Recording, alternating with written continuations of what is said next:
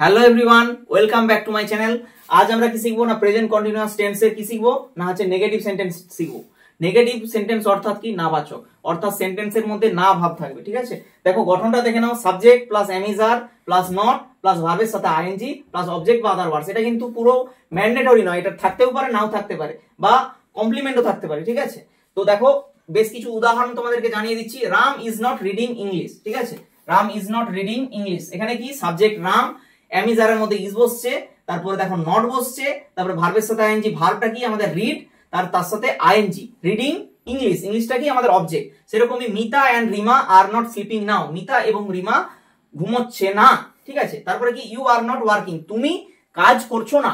ঠিক আছে, তারপরে কি he is not going to market, say market অর্থাৎ বাজারে যাচ্ছে না। এরকম ধরনের অনেক অনেক উদাহরণ আছে। এরকম বিভিন্ন ধরনের উদাহরণ তোমরা ভিজুয়ালাইজ করবে, এইভাবে তোমরা কিন্তু শিখে যাবে নেগেটিভ সেন্টেন্স।